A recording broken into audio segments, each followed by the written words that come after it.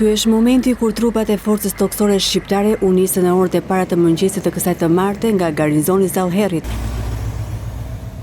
drejt qendrës së stërvitjes në Bizë të Martaneshit, duke shënuar fillimin zyrtar të stërvitjes së përbashkët Defender Europe.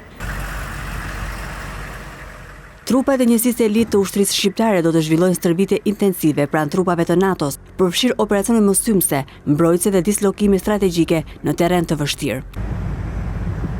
Stërvitja shumëkohëmshe, një nga më komplekset e dekadës së fundit në Evropë dhe Afrikë, do të zjarë deri më 9 qershor.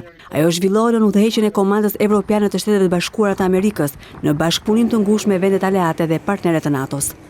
Shqipëria, si një nga vendet pritëse kryesore, luan një rol strategjik në garantimin e suksesit të operacioneve dhe zhvillimeve të planifikuara. Stërvitja në vendin tonë përfshin operacione nga toka, ajri dhe deti.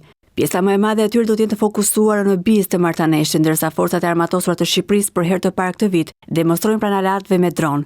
Po ashtu është planifikuar një operacion embarkimi në portin e Durrësit. Ministria e Mbrojtjes thekson se Shqipëria mbetet e angazhuar për të siguruar një mjedis operacional të suksesshëm dhe për të kontribuar në mbrojtjen kolektive, stabilitetin rajonal dhe paqen ndërkombëtare. Defender Europe synon rritjen e ndërveprimit mes forcave të armatosura aleate, forcimin e gatishmërisë ushtarake dhe aftësive për të reaguar shpejt ndaj çdo kërcënimi të mundshëm në hapësirën euro-atlantike. Gjithashtu ka për qëllim të rrisë gatishmërinë, ndërveprueshmërinë dhe aftësinë e forcave të SBA-s, NATO-s dhe vendeve partnere për të vepruar në mënyrë të koordinuar në një mjedis të ndërlikuar operativ. Kjo stërvitje funksionon sipas nivelit 5 të traktatit të NATO-s, që stimulon mbrojtjen kolektive të aleatëve në rastin e sulmi ndaj ndonjëri prej tyre. Aktivitetet ushtarake do të përfshijnë një sër operacionesh të shkallës së gjerë në disa shtete të Evropës, ndërsa rreth 12.000 trupa janë të dislokuar vetëm në Ballkan. 4.000 trupa amerikanë dhe 8.000 nga 19 vende aleate pjesëmarrëse. Aktivitetet ushtarake do të përfshijnë një sër operacionesh të shkallës së gjerë në disa shtete të Evropës.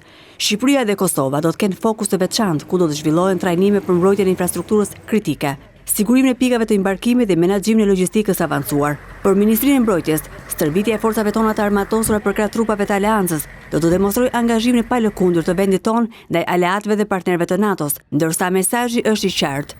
NATO është e bashkuar, e përgatitur dhe e gatshme të mbrojë çdo centimetër të territorit të saj.